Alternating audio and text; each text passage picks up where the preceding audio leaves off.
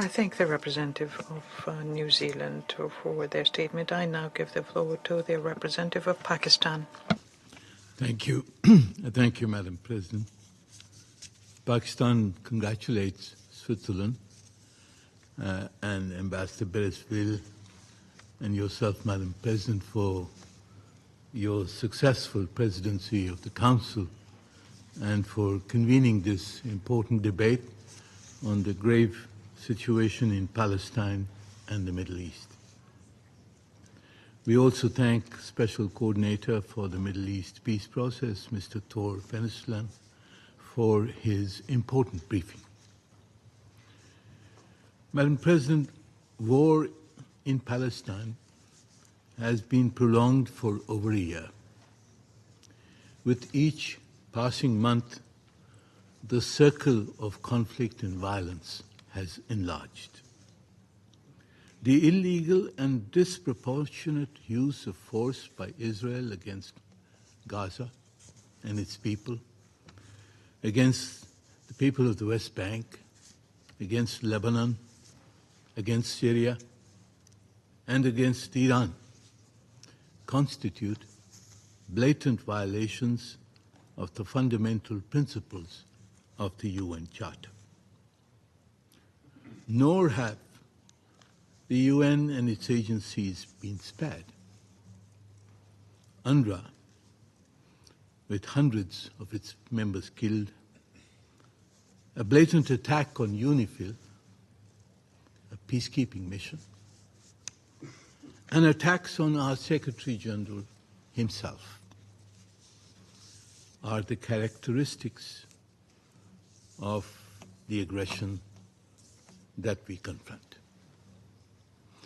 Madam President, the world is also witnessing the most egregious violations of international humanitarian law in recent history. What the ICJ has called plausible genocide. The humanitarian crisis is being deliberately exacerbated by the blockade of aid and a strategy of starvation.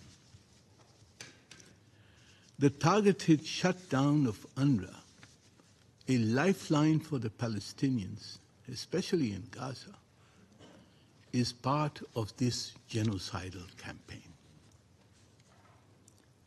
Madam President, clearly, this deliberate and inhuman aggression reflects the extremist agenda of Israeli leaders who are seeking to ensure their political survival by expanding the conflict, perpetuating occupation, and preventing a two-state solution. Unchecked Israeli aggression against Lebanon, Syria, and Iran, which Pakistan has condemned, also threatens a wider war engulfing the entire Middle East. Despite several Security Council and General Assembly resolutions calling for a ceasefire, despite binding orders from the International Court of Justice, despite the outcry by world public opinion, the international community has failed to halt the Israeli aggression. Madam President, it is facile to blame only the Security Council. The reasons for Israel's sense of impunity are self-evident. It is appalling that Israel continues to receive unimpeded weapon supplies to sustain its campaign of aggression and slaughter of innocents. Madam President, we are at a critical moment in history. Israel's ongoing aggression is not only destabilizing the region, it poses a systemic threat to global peace and security and to world order. there is no precedent for Israel's rogue behavior.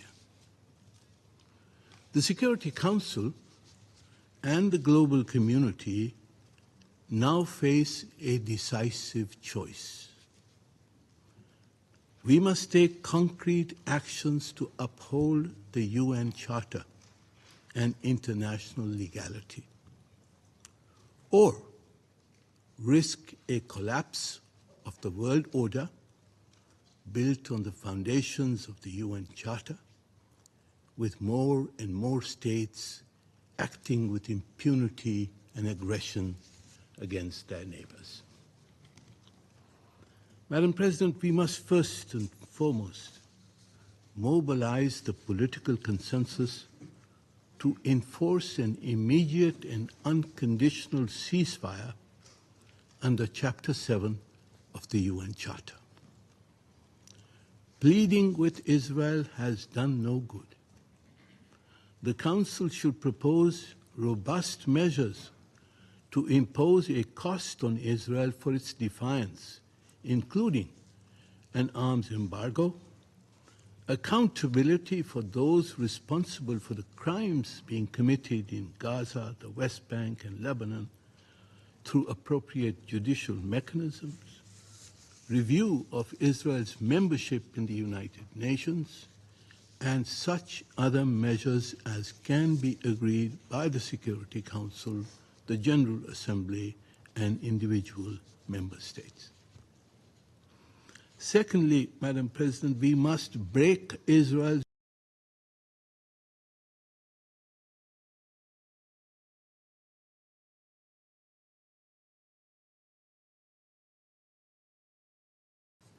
including the immediate, complete, and unconditional withdrawal of all Israeli military forces from the occupied Palestinian territory, an end to Israel's unlawful policies and practices, the dismantling of illegal settlements, reparations for damages, compliance with ICJ's orders, implementation of the right of return of the displaced Palestinians, and ensurance that the Palestinian people will be able to exercise their right to self-determination and to establish a sovereign and independent contiguous state in their homeland.